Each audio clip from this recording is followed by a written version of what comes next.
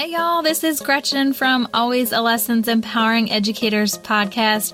I'm a proud member of the Education Podcast Network, just like the show you're listening to right now. The opinions expressed are those of the individual hosts, but make sure you check out all the other great podcasts at edupodcastnetwork.com and get ready because the learning begins in 3, 2, 1.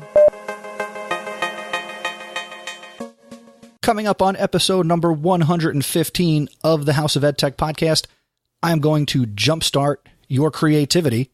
We're going to talk a little bit about being overwhelmed by social media, and I've got a great House of EdTech recommendation that could challenge Adobe Spark and WeVideo. Let's get started.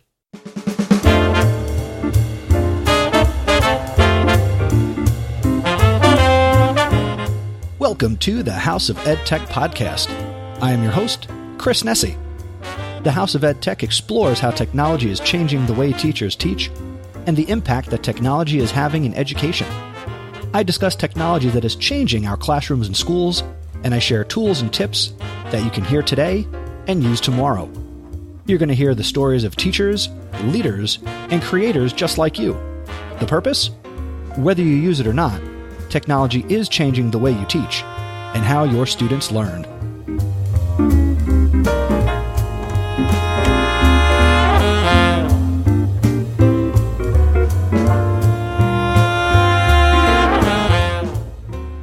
Hey, thanks for making House of EdTech part of your anytime, anywhere professional development.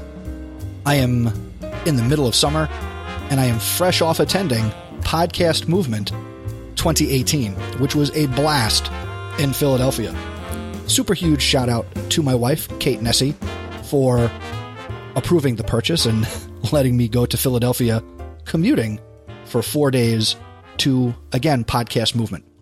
This was a conference all about podcasting, and I got to meet a lot of the podcasters that I listen to and that I follow and that have taught me so much in so many different ways. So it was a blast. Now, my initial intent was to share some recordings and some information in greater detail from Podcast Movement in this episode, but I am going to hold off, and I'm going to incorporate that into episode 116 in brief.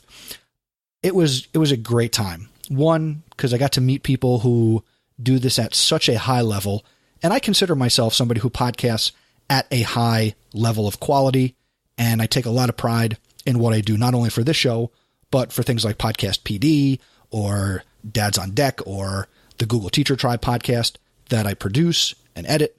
So it was just great to be at a conference that was all people like me and people who are even crazier and more into podcasting than I am. So I got to feed my addiction, and I'm really looking forward to sharing with you a lot of the things that I learned specifically in the next episode, and also over time as I implement a lot of the things that I learned when I attended this conference. So you're going to hear some changes to this podcast and other ones that I'm a part of as I incorporate new strategies and tips and just what I think might be better ways and better things as a podcaster. So that is really exciting.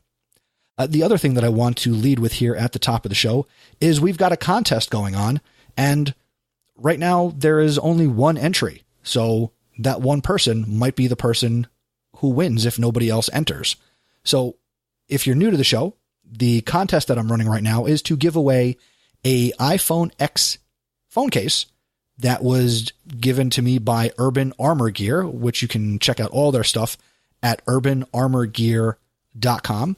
They were very nice and hooked me up with a new case for my iPad mini, but they also sent a Monarch series case designed for the iPhone X, valued at $60. That's black and red, that I can just give away here on the show. The Monarch series case encompasses a premium design and precise engineering that will basically protect your $1,000 cell phone that is the iPhone X. It's compatible with Apple Pay. You can keep this case on it and you can still do your wireless charging. And it has a 10-year limited warranty. And this might be the easiest contest to enter and potentially win.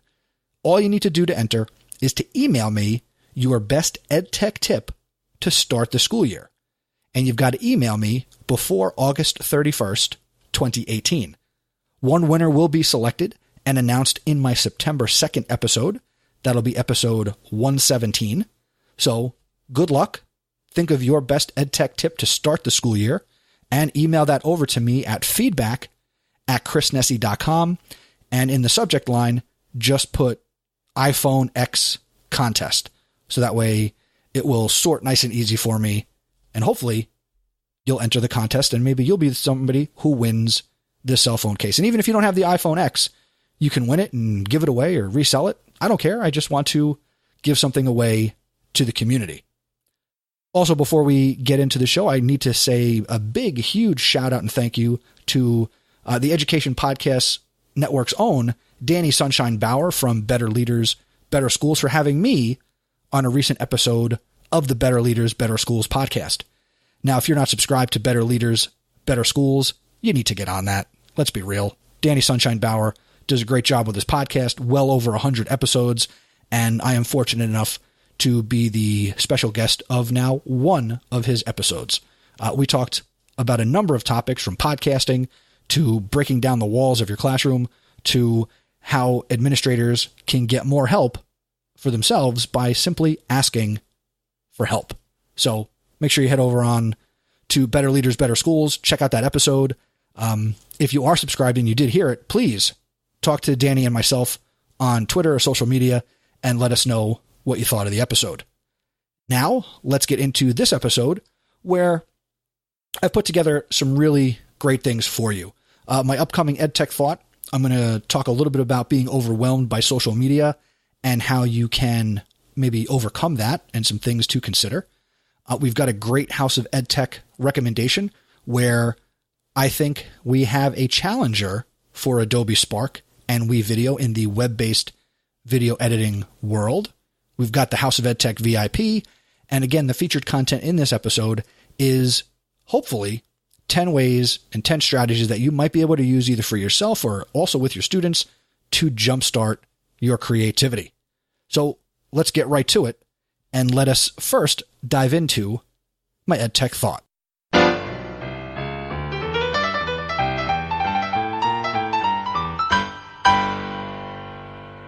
Based on the last episode, episode 114, I talked with Caitlin about social media and we had a great conversation. So if you haven't listened to that episode, make sure you go back to chrisnessy.com/114 to check out the episode and our conversation, the great social media debate.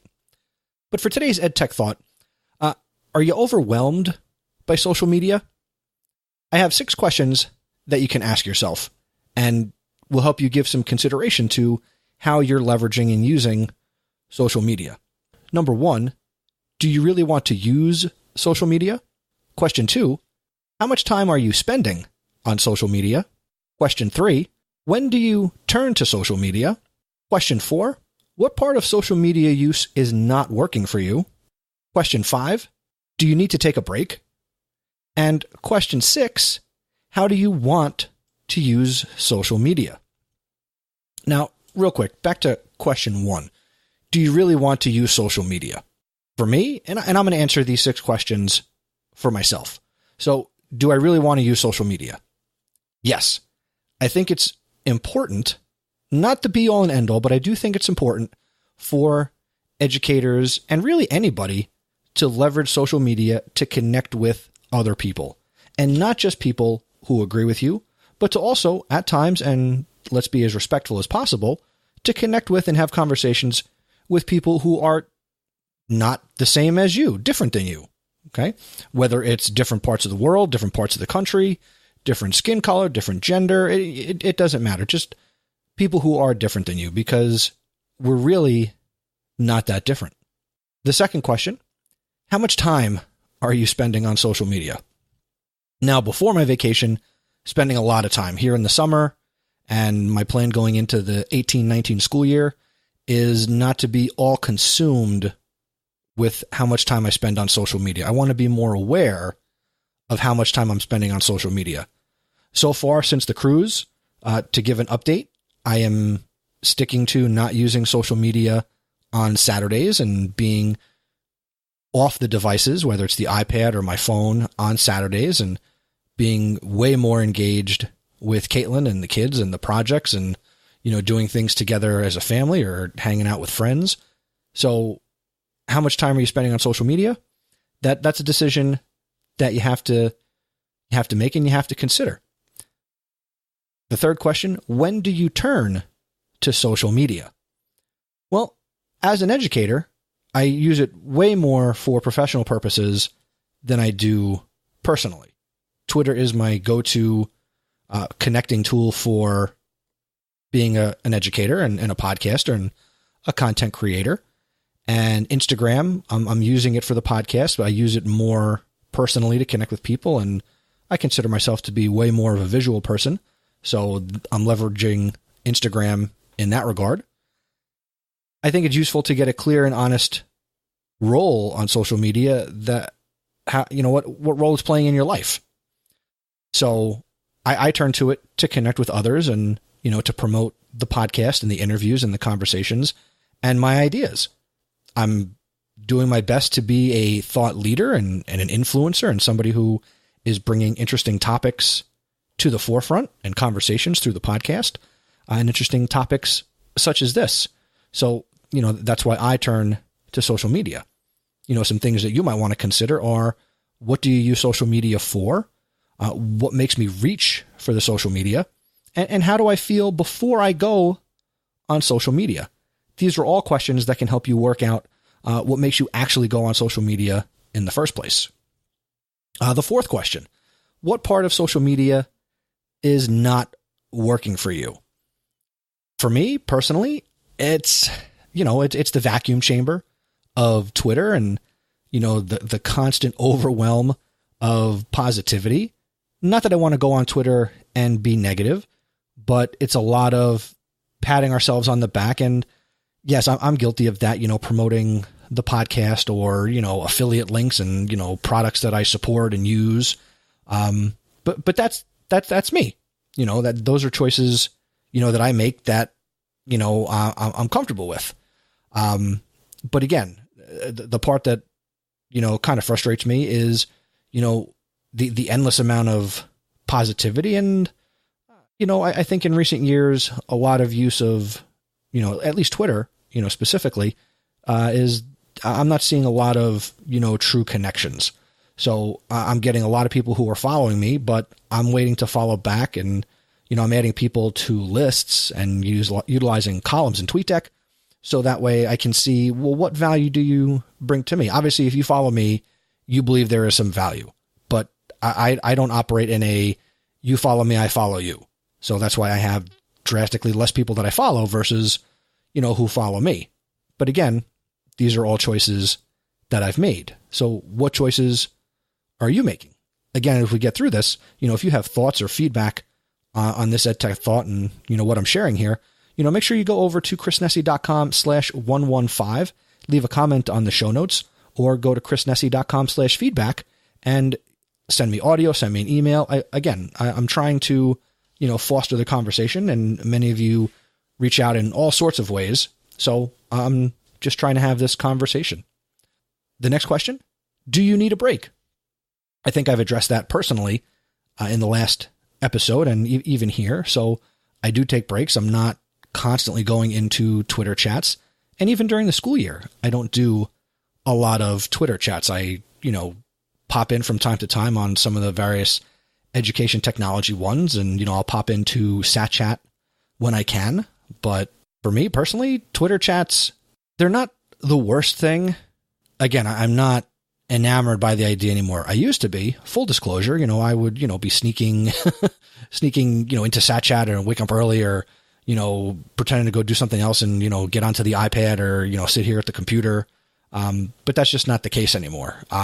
Because more often than not, you're seeing, there aren't very many new chats happening. And a lot of the new chats that come up, they're just different variations on the chats that have, already existed for, quite some time. And you don't really see new people hosting a lot of these chats or moderating them. So it's a lot of the same old voices asking the same old questions. And that's just not something that I am into. I've debated, starting a chat within the last couple of years, but then I'm like, well, then I got to do it. And if I'm not committed to going into other people's chats, I don't want to now all of a sudden make myself a chat that I've got to be committed to and I guess that's one of the reasons why I have the show, is because, you can interact with me, you can, send feedback and interact, and we've got the community, and, whether it's the House of Ed Tech Facebook, there are all sorts of ways, to get involved.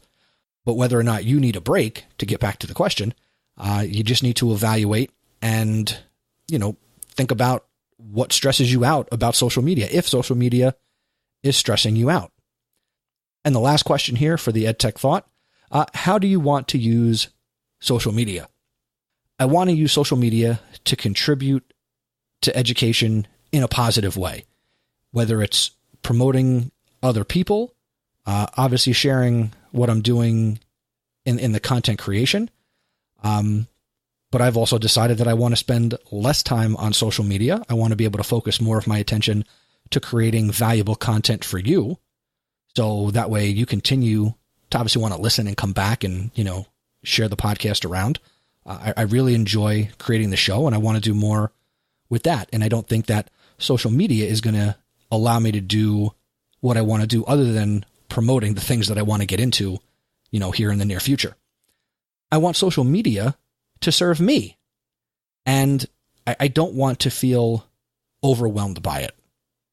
Now, I don't know if I've ever truly felt overwhelmed so much as I've gotten frustrated at times, and really the thing that frustrates me about social media is, who follows who. And, I'm sure you can relate, where you see somebody and you're like, how do they have X number of followers? They don't quote unquote do anything. They don't quote unquote put anything out there, but yet everybody hangs on their every word. And there's a lot of people out there like that. Some I used to follow, some I still follow. It's a ride that we have to decide we want to be on, or, we want to be off.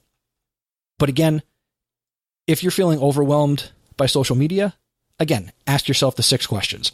Do you really want to use it? How much time are you spending on it? When do you turn to it? What part of social media is not working for you? Do you need to take a break? And how do you want to actually use social media? Again, let's have a conversation. Go over to chrisnessy.com/115, leave a comment on the show notes, or go to chrisnessy.com/feedback and get me your thoughts on this EdTech Thought.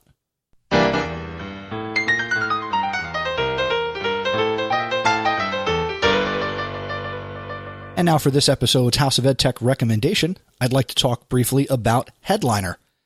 Headliner was built for podcasters, marketers, musicians, publishers, radio stations, but it's really built for anyone who's ready to ditch their pricey video editor subscription. With Headliner, you can create videos that are 16:9 for places like YouTube, Facebook, Twitter, or you can do a 1-to-1 ratio, which is great for Facebook, Instagram, and Twitter, or 9:16, which is great for Instagram stories and Snapchat. Headliner is a free web-based video editor designed for the purpose of making videos for social media, but this video editor could be used for making videos for any purpose. To get started, go to headliner.app, create your free account. Then you can begin making videos from a blank canvas or by following some simple templates that are built right into Headliner. The best way to get to know the features, and you listen to this podcast, you're not going to break it, is to really just open up a blank one and just start making a video. Richard Byrne, friend of the podcast from Free Tech for Teachers, also recently wrote about Headliner, and he said, quote, Headliner could be a great video creation tool for high school students to use to make short documentary-style videos. While it is relatively easy to use, making a short documentary in Headliner would require a good bit of advanced planning and patience in editing images, video clips, text, and audio into one polished final product. End quote. But I agree with Richard. I think this could be done. And I also agree with Richard in reading what he wrote about it when I was searching for more information about how to maybe integrate this into education. And Richard actually thinks that this could give Adobe Spark a run for its money. And I've used Headliner, I've used Adobe Spark, and I'm looking forward in the coming school year to introducing Headliner to my students in the social studies classroom. So you should definitely check it out.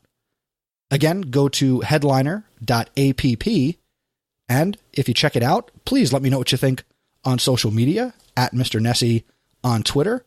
Maybe make a video about the podcast or a video for back to school night, just to throw a couple of other ideas out there. So that is this episode's House of Ed Tech recommendation.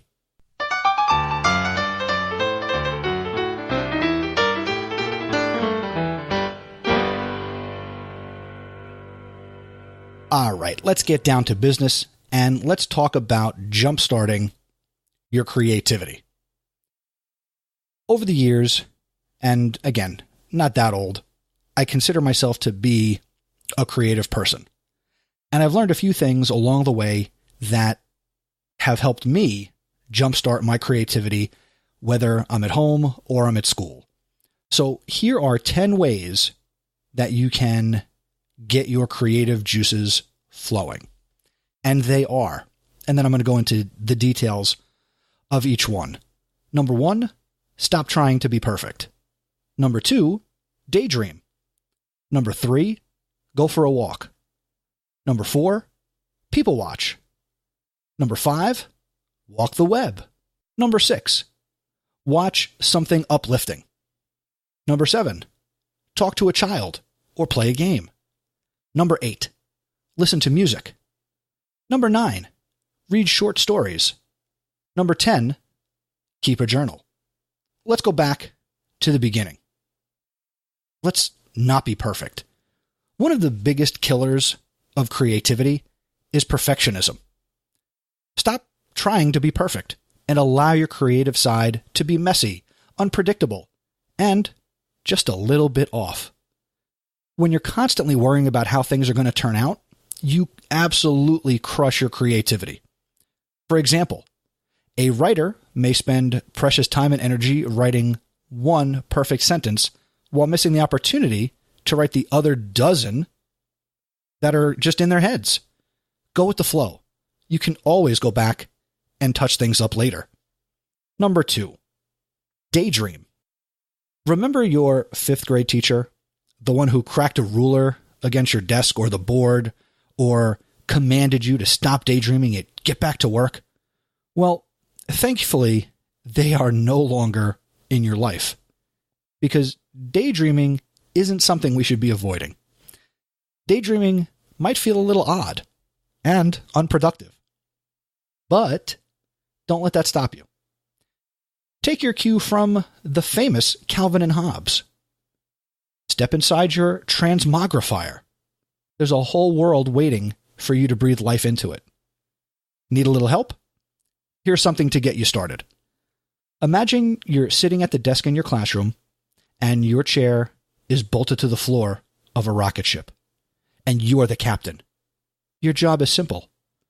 Fly your ship across the galaxy and save the inhabitants of some random planet. Wait, what? You're not into space? No problem. Let's try this one. Look out the window of your classroom. Imagine a world is filled with zombies, and you are humanity's last hope. If that's too narcissistic for you, just pretend you're one of the zombies, and you're looking for your next meal. Yummy. Brains. Number 3, go for a walk. If you're able to walk during your day, and you're a teacher, so you get a prep, you get lunch, there's plenty of time during your day to do this. So walking, or really any physical movement, maybe you can skip down the hallway, or take a little jog on your lunch around the track. This is a great way to turn the wheels in that big, beautiful, creative brain of yours. While you're at it, try to combine physical movement with another activity, like daydreaming. See how we're putting the pieces together here, folks? I like to combine my daydreams with walking. So on lunch or prep, I will kind of mosey around the building. Not only does it provide some awesome exercise and let me get my steps in, but it also lets me just kind of relax because I don't really need to think when I'm walking. Number 4, and this is great in a school at any level. People watching is a great way to just let your mind wander, but it's also a great way to get the creative sparks flying. Here's what you could do. You could make up fictional backstories of the people you're watching. Maybe think of the bad lip reading that you sometimes see on social media. Maybe go hang out in the cafeteria and just kind of watch a group of students at the table and just kind of make up a story in your head about what they might be talking about. And don't hold back. Be creative. If you happen to be with somebody, bounce your ideas off somebody else, and maybe you take turns with the story. Number 5, walk the web. Hello, the internet is a big place filled with an endless amount of content. Whether it's Pinterest, Instagram, Twitter, Facebook, and everything in between, the web has so much to offer. There are so many talented and creative people in this world. Just maybe Google what you're looking for. Take a look around to see what other people are creating. Just be careful not to stray too far, or you may find yourself in one of those strange YouTube rabbit holes. Whoops. Number 6, watch something uplifting, maybe a documentary. Now, I know this might seem a little strange to jumpstart your ideas, but documentaries often give us a look into the minds of other people. They're also a great way to get your mind thinking in a positive direction. Whether you have Netflix or YouTube or Hulu or wherever you watch content, go into that documentaries area. Find something interesting. Find something you like. You don't have to watch the whole thing. If you don't like it, switch to something else. If you want to recommend some documentaries, please go to the show notes over at chrisnessy.com/115 and leave a comment in the show notes, or tweet out using @HouseOfEdTech on Twitter or #HouseOfEdTech, and maybe we can build a little repository of some great documentaries. I think that would be a fun conversation to have. Now, number 7. This is easy because we're teachers. Talk to a child and play a game. Tap into your students' imagination. This is a great way to wipe the dust off your creative brain. And it's also an awesome way to connect with your students on a different level. One of the best ways to do this is to play a game. Games are fun to play, and there are so many games out there, whether it's a card-based game or a role-playing game. There are just so many things that our students can kind of show us how they kind of almost veg out. And as you're listening to this, maybe some of these strategies and tips are things that you can present to your students. Number 8, listen to music. For me, this is an absolute must. In my classroom, I'm always playing music, whether I'm playing some chill hop from YouTube, or I open up Spotify, or just kind of find other things to play. I'm always bringing in music, whether it's classical or modern hip hop, whatever the case may be. Music definitely needs to be in the background. From classic rock to dubstep, nothing is off limits. And I involve my students in choosing what we listen to as well. The key is to listen to the right music at the right time and at the right volume. Too loud, and you could easily be distracted. Too low, and it's really not worth it. At the right volume, music can actually enhance your creativity. So, try and integrate some music into your classroom or in the home. Number 9, read short stories. With so much going on these days, time is limited for all of us. You know I'm busy. I know you're busy. If you don't have a lot of spare time at the end of the day and can't commit to longer novels or full-length books, try a short story. Another option is to read some of the books that your students are reading because they're shorter, the language is much easier, and you don't really have to think while you do it. And these stories can be just as engaging, and again, they're generally a lot easier to read. Number 10, keep a journal. You never know when a creative thought will creep into your brain. That's why it's handy to keep a journal with you at all times. And if you can't keep it with you at all times, Well, actually, you can just use your phone. You have notes. Send yourself audio. Send yourself a text note.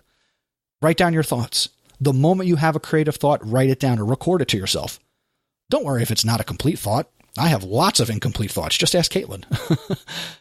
Some of the best creations are born from random half-thoughts and jumbled ideas. So, consider keeping a journal. Now, there are countless ways to enhance your creativity and get that spark ignited. These are only a handful of ideas to get you started. The key is to enjoy yourself. And the rest, well, that'll eventually fall into place. So to recap our list, you want to consider stop trying to be perfect. You want to daydream a little bit. Again, go for a walk, people watch, walk the web,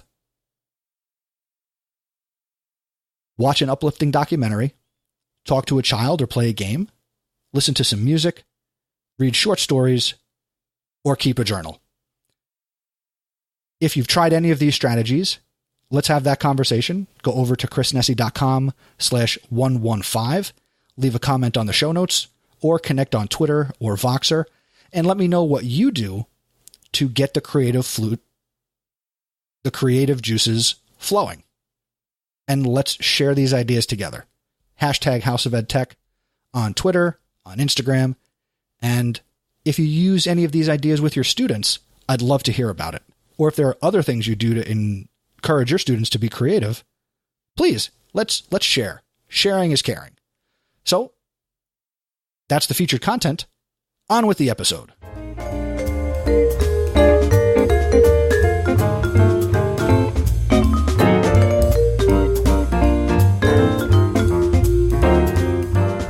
And now it's time to meet this episode's House of Ed Tech VIP, and I'd like to introduce you to Diana Feder. Diana is from Minnesota, where she is a district technology integrationist for the Pine City Public Schools in Pine City. She is on Twitter at DLFeder. That's DLFEDDER. She is a Google certified trainer, level 1, level 2, and she is an all-around EdTech enthusiast. Make sure you connect with Ms. Feder on Twitter at DLFeder. And congratulations, you are the House of Ed Tech VIP.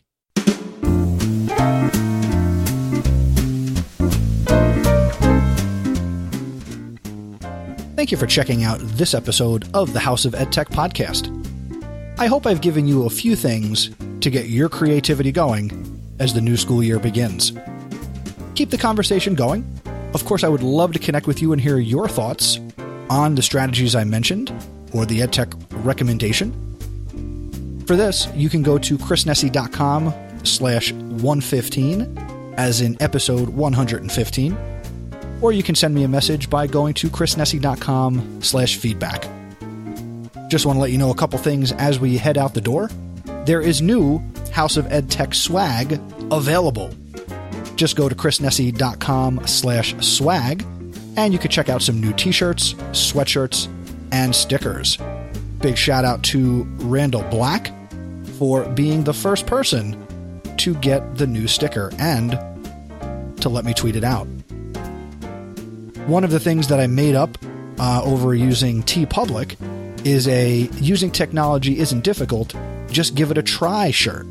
So it's a great shirt that has that quote on the front with my little Nessie signature underneath it. So if you enjoy that quote, maybe consider picking it up and sporting it on a shirt. And there's also a Podcast PD shirt that is reflective of the Podcast PD brand for the other podcast that I host with Stacey Lindis and AJ Bianco. Now, if you enjoy the House of Ed Tech, do me, again, just tell somebody else about this podcast. You enjoy it, you listen to it, you get this far, and I appreciate you for doing that. Now, when it's done, text it to somebody, share it on social media, let somebody else know that they need to subscribe to the House of Ed Tech podcast. And I don't care where they do it, Stitcher, Apple Podcasts, TuneIn, doesn't matter to me. I just want people to listen. You can also, if you're interested, you can become an awesome supporter. Many thanks to my awesome supporters, Eric Kurtz from ControlAltAchieve.com, Dan Gallagher, Peggy George from Classroom 2.0 Live, Jen Giffen from the Shooks and Giff podcast, Mark Grindell, Jeff Herb, Mike Messner, JP Prezavento from jpprez.com, Scott Titmus, and Brent Warner from the edtech.tv podcast. Thank you, ladies and gentlemen, for all of your support. And if you're interested, you can go to chrisnessy.com/awesome. The next episode of the podcast will come out on August 19th, 2018, and that is going to be episode 116. I'm hoping to have a very special guest, but you'll just have to wait and see. Until next time, thanks for learning with me, and remember, using technology isn't difficult, just give it a try.